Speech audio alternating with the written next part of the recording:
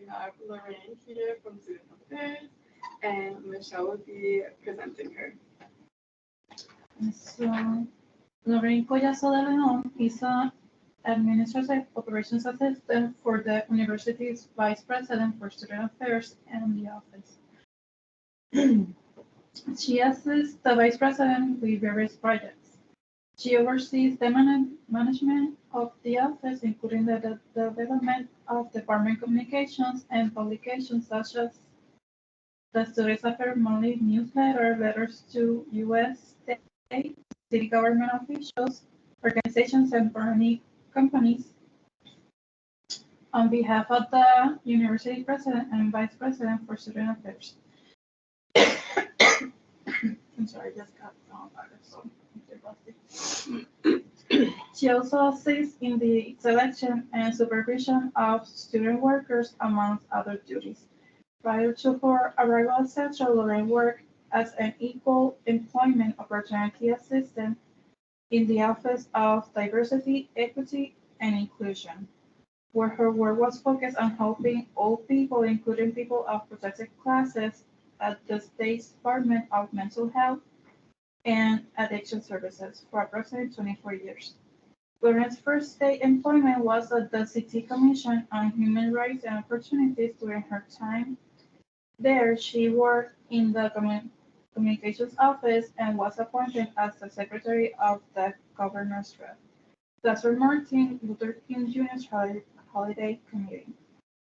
Lorraine is active in her community and was the coordinator and publicist for the city's annual Puerto Rican Cultural Festival for 19 years. She gives back to her community by assisting educating residents in the voting process. Having her children's best interest, she has held positions such as a Girl Scout troop leader and band booster parent.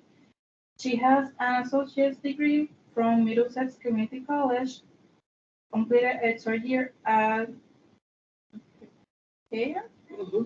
College of Art, and is proud to say that she just began a course toward her bachelor's degree this spring here at Central.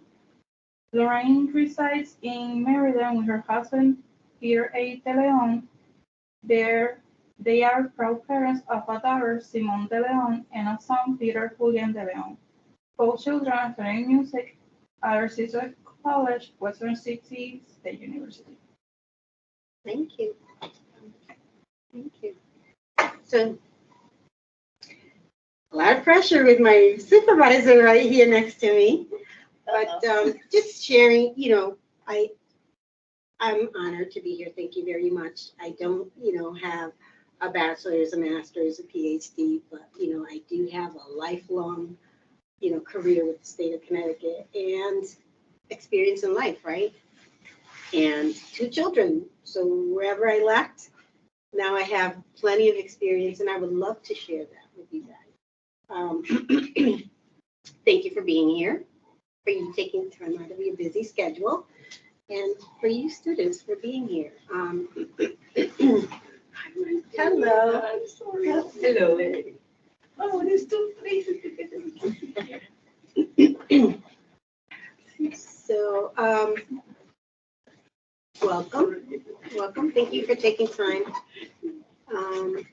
So I was born and raised in Meriden, Connecticut. My parents were born and raised in Puerto Rico, and my grandfather came here to work in the agricultural fields, and my aunt came along with him because she just said she didn't want to stay in Puerto Rico, and they together built a nest to bring the rest of my family over.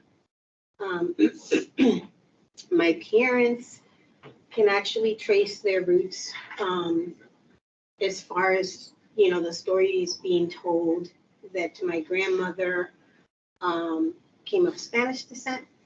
My grandfather came of Taino descent from my mother's side. And my father came from Africa, and my mother, his mother came from Taino descent. So I have beautiful blood in me, and I'm proud. Okay. But, with that being said, they lived a good, happy marriage for a little bit and got divorced, and a product of a divorced family. So I don't know if any of you can relate. But, I love spending time with both my parents at different times because they didn't want to be in the same room at the same time. But, it helped because he was in Connecticut for a little bit and then he went back to Puerto Rico. So we were able to go visit him and come back this way. I don't know if, any of you have any of that type of experience where you live in one state and then you go and travel to another state or, territory, Commonwealth. It's different. And it starts almost feeding you into your cultures and many other cultures, because we put a lot of different cultures. So I'm sure most of you know that we were invaded several times. Everybody wanted, a piece of Puerto Rico. So with that being said, came back to Connecticut, but I'm sorry, going back to Puerto Rico, when we used to visit, it was a little awkward because sometimes they would refer to me as, oh, you're so-and-so's daughter from out there, and then I'd be like, yeah. So I have a sister, my clone. She's probably 20 pounds lighter than I am, but she's got the hair, the ginger, probably came from the Irish or the Spaniards, right? Collazo-DeLeon was ginger. And the Irish came in and tried to take a piece of Puerto Rico too. So, but in any case, so lost my train of thought. Yeah. So, just going to Puerto Rico, not feeling as if I was totally accepted there. So I feel I'm 100% Puerto Rican. I'm 100% Connecticut Rican.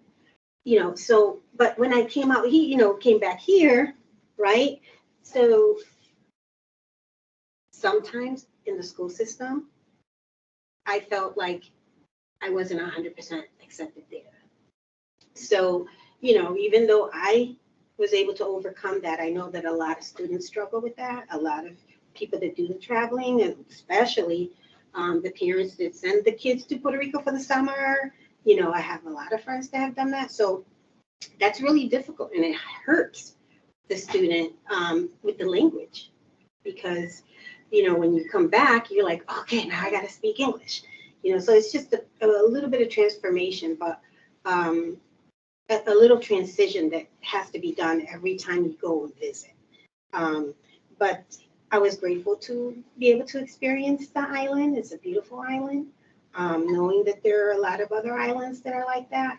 I would encourage any of you, when you get out of school, schedule one trip, just go out, because it makes you a better person. And even those little trips, to Puerto Rico and back, I feel made me a better person. So I graduated and I went to Johnson Wales in Rhode Island, and I was there for a little bit, and my mother got sick. And I think I used it as an excuse to come home because I thought Connecticut was cold. Rhode Island is colder. I thought we had a lot of snow here. We have a lot of snow in Rhode Island. So, I came back and I went to a Middlesex Community College, and I started working towards my associates, and an opportunity came for me to work overseas and to work for the federal government. So I decided to take that opportunity, and I worked for a brigade colonel / general, because towards the end of my time he became a general, and it was a military. So it was a great experience. I was able to travel, work for a brigade commander, just respected by everyone, and awesome to work for someone at that level. Like, it's awesome to work for Dr. Kelly. And, just embrace living on the economy. I didn't live on the housing because I could have lived somewhere where it was a little bit more, okay, these are, patriots, they're American. I lived in the economy where the residents lived. So I got to experience the full lifestyle. And I learned a little bit of the language. And Which country was that? Germany. Germany. So Germany is beautiful. It's just like the US. It's got people from everywhere. Turkey, Spain. You get to meet a lot of people. That's why I encourage you, even if it's one trip, even if it's with the school, go and do it. It'll make you a better person. You will be more open to more cultures, because I feel that that's an experience you can't just learn in books. You can't, watch something. You have to be there to live it. So when it was time for me to come back home, because my mother was ill again, my mother had some health issues, and I decided to come back, and I was like, I don't know if I want to stay working for the federal government. Maybe I'll try state service, because my sister worked state service, and I looked at them and I looked, okay, who offers the most holidays? State of Connecticut, state service. So I went with trying to get a job with the state, and I started working at the Connecticut Commission on Human Rights and Opportunities. And that was a great experience. And as you mentioned before, I was able to, or she mentioned before, I was able to work with the governor's committee on the Martin Luther King annual ceremony every year that I was there. And that was beautiful. It was done at the state capitol, and it was a beautiful event. From there, I went to work at the Office of Policy and Management, Department of Public Health, and then ended up at Mental Health and Addiction Services in the Diversity and Equity and Inclusion Program. And that was awesome. So it gave me an opportunity to do some planning and event productions planning, working with people of protected classes, working with people like me, like you, that needed some help or guidance on anything, race, sex, gender, any complaint that they would have. And it was a great experience for me. I was also able to just to make it a more welcoming environment. So the Department of Public Health, if you don't know, is different departments, and they have some hospitals. So they have the largest one is at Connecticut Valley Hospital in Middletown. And when you walk into a convalescent home, primarily, things are changing, but not as much. You see a lot of landscape pictures and portraits, ocean, Monet. So, we wanted to do something different and have a welcoming diversity environment for people coming in. So I was named chair for that, and they gave me a budget of close to $15,000 to do that. So it was a lot of work. So I asked one of the committee members if she'd like to be a co-chair with me, and together we were able to bring beautiful cultural art, both local and universal, to the hospital. So anywhere you entered, any door that we had, when you walked in, you were greeted by something that was diverse. So it could have been an Asian or Chinese couple, or someone at a throne. It could have been pictures of a local photographer taking pictures of people doing normal things on Park Street in Hartford, or it was just a very diverse group. I was able to connect with people all over the U.S. to get some of this artwork. And that was a good highlight of my time there. And on top of that, I was able to work on celebrating multicultural events, which was awesome. So we didn't have students, we had clients, and they were able to select every year what culture they wanted to celebrate. So, we did from Irish to Mexico, we did Peru, we did the Philippines. I mean, on and on and on. And it was from the beginning to the end, an entire day full of activities, concerts. For example, for the Dominican or Hispanic, we had domino tables set up. We had beautiful displays of cultural items that they would consider more like sacred in different cultures, and people were able to bring in. We did celebrate India too. It was beautiful, but these were things that people could just walk by and look at. But it was interactive. We ended up having concerts to end it all with lunch, and it was beautiful. So I just want to tell you that I do have a passion for diversity, equity, and inclusion. And I feel like, when you are with your teachers, now that I'm a student, I see your teachers, your co-workers, establishing relationships with them. It's easy, really easy if the person next to me is a Latina female like me, right? We have a lot of things in common. I can share special culture foods. You already know what it is. I don't have to explain it. But, there are some times where you don't have that, right? So take the opportunity to try and learn about your coworkers or your teachers, and just try to learn what their worldview is.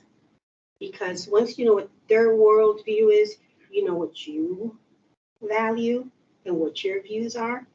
And together you can use that to work on whatever it is that you're working on, your workload. But it'll definitely make your life easier if you can learn a little bit more about each other.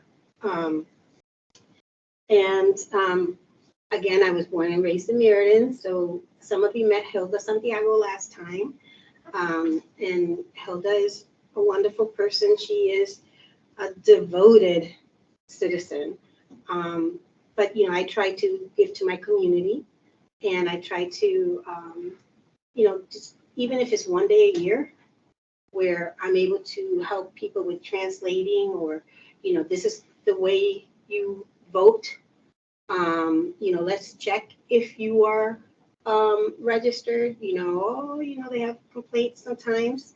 But, it's good to take some time to volunteer and do things like that.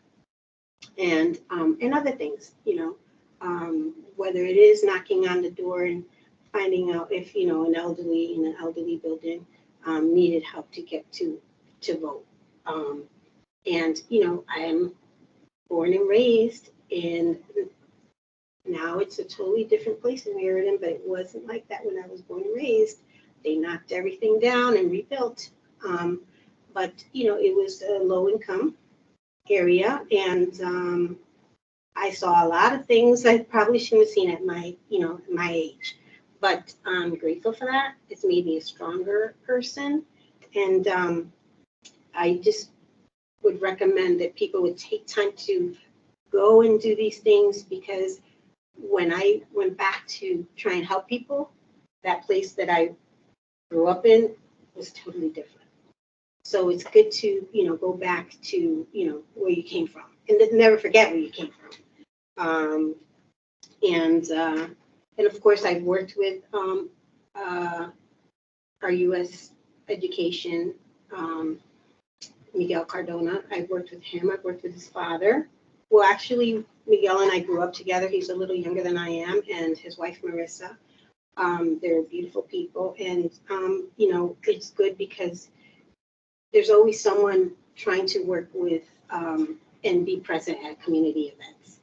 And so it's good that, there's a collaboration in Meriden. I don't know if it's just Meriden, but we do have a lot of people that stand up to the plate. Let's see. And actually his dad took over the festival that I was working on for 19 years when I said, I have 2 kids, I can't do it anymore. So, but that's the gist of me. And then I was able to have the opportunity to come here and work here. I do want to say I was offered a job here many years ago, and it was a part-time position, and it was in the international business where Toyin is now, I think. Yeah, and the timing wasn't right. And so I, hesitantly declined, but, I went home that day and I told my husband I have some news, and he said, I have some news too. And I said, okay, what's your news? He said, oh, what's yours? I'm like, no, what's yours? So he said, well, I got laid off today. And I said, oh, I got offered a part-time job today. So I had to stay with my full-time job, and things got better. And the timing wasn't right. It wasn't right for me to come here. And I believe strongly in that. When it's your time, it's your time. But you have to put work into it. It doesn't come easy. And I congratulate you students. You graduated already, I know, but it's not easy, And for me, working full time and going to school, it's really hard. I don't know how Dr. Kelly did it, and Kate, but it is really hard. But I really, congratulate you guys on doing that. And if I had to leave you with anything, it would be, just be the best you can. Do your best, iPad. Does anybody know iPad? Okay, it's the 4 agreements. Does anybody know the 4 agreements? So it's just, it's a book written by Miguel Ruiz, and it's like Celtic. Some people may believe in it, some people may not. I'm a spiritual person, and I believe, things happen for a reason. God is going to always protect you and guide you. And when a friend says, oh, this book is good, you got to read it. And then another friend says, oh, this book is good, you got to read it. And it's the same book, read the book. So I, reading that book, I can't say changed my life, but have definitely made an impact in my life. Because, you do have people that come into work and they're just coming into work for the paycheck, right? And you do have people that come in, and actually those probably same people are leaving when the clock hits the time they have to leave. But, do what you have to do and then leave. iPad means the 4 agreements are be impeccable with your word.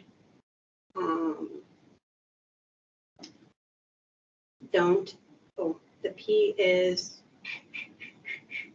I'm sorry, because I always say them out of order. Maybe persistent. No. Be punctual. I say be present. Don't make assumptions. And let's see. Oh my God. Be impeccable with your word. You can look it up. It's an iPad. And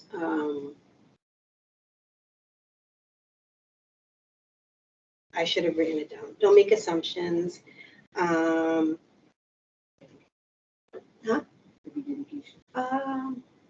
I can't remember. It'll come to me. But bottom line is, if you're a spiritual person, be nice. Always do your best. Your best today may not be your best tomorrow. And, Dr. Kelly doesn't know this. What are your son? When, I really want to stay home, I might put a pair of jeans on to come to work. But I'm here. I'm presentable, right? And, if you don't know something, see if someone can help you. It's good when there's a collaborative effort. And you do the same, help others, right? If you're learning, help others. Take the time to do that, because that'll make your life easier. And now I'm stuck on the iPad, but you'll get it. And, you know, if you're working on something and you don't have support and you need support, because sometimes you're not your best, right? Maybe go to your family, maybe go to a friend, go to someone that you know is going to encourage you and see your direction. So not someone that's going to dictate to you, you know. I personally think that, you know, that if you can't find that person, find the strength within yourself and just say, I'm going to do this. Okay. And do your best. Yeah. Sure. All right. So when you were working for the general, what were you doing exactly for the federal? So I was just like I am for her. I was his, at that time, personal executive assistant. So personal at that time was acceptable. Yeah, Wow. it was acceptable because it was like if he said, you know, I have my my dress suit, right? My suit was in laundry. I had to go get it. He was great. You know, a man of respect. What was it like leaving? No, this wasn't your first time because you went to Puerto Rico. But what was it like leaving permanently?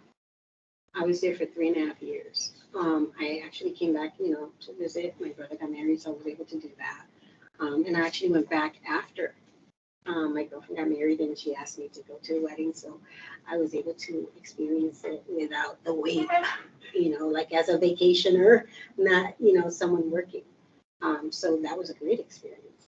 Like I said before, I encourage you guys to, even if it's within the school, they have so many trips out, going out. It will make you a better person. I have to say that I know, you know, and then you'll want to share that with others. You know, I have 2 kids. My husband, my husband's scared of the ocean. My husband's scared of planes. So it's like it's either me or the kids or me and, you know, friends. But take that journey. Don't be scared. Did you pick up any Deutsch bracket? Ja, ich spreche ein bisschen Deutsch. So you learned some of the language? Jawohl. And I always tell my kids, life, death situation, you got to get yourself out of it. So especially with the Spanish, because, you know, their first language was Spanish, but when they went into the school system, I had to fight. Every time they came home, Mom, but, you know, the teacher's saying it in English, you saying it. And then my husband was like, you know, so it's really hard. So they were fluent until they were 4 years old in Spanish. So they remember a lot, you know, but I always tell them, life, death situation, you need to get yourself out of it. So, you know, they practice Spanish with me. You can tell that they're, you know, little gringos, right? And I don't mean it in a bad way because I'm a gringa. So that's the lingo that they use in Puerto Rico for someone Caucasian. Or they use it for me because I'm from out there, you know, so. Because you're born here. Because I was born I'm in. doing that too when I go to Yeah. school. Yeah. You're Peruvian? Yeah, me It's like- too. It's a good term. Yeah. Yeah, para mi prima yo soy la gringa. You see, so for them, I'm not 100% Puerto Rican, and for people here, I know people walking down the hallways or whatever, I know that they probably feel that I don't belong, but I know my place, right? I know my place. So, and my place right now is to, you know, work here in this office to help the students the best I can. It's not an easy job, and, you know, it's a constant job. There's never a dull moment, but it pays off, you know. You have to speak a little German later. Yes. Okay. We studied German in Mumbai University. Oh, But Oh, you've been in German too, right? Germany? No? Oh, England.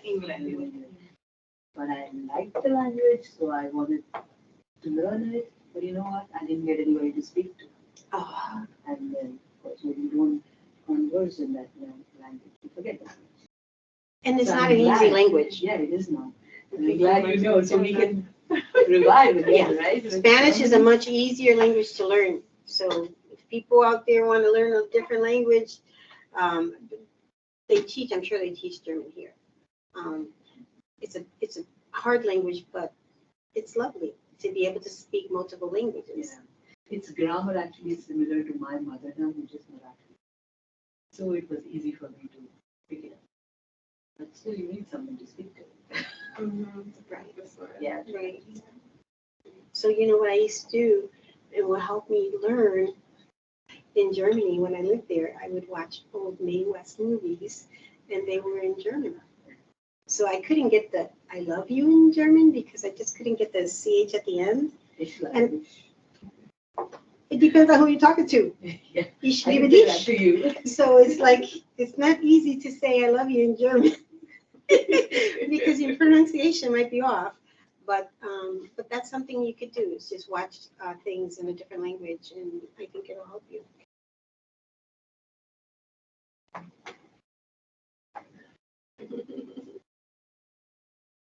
Thank you. If nobody has any questions, I'll turn this off.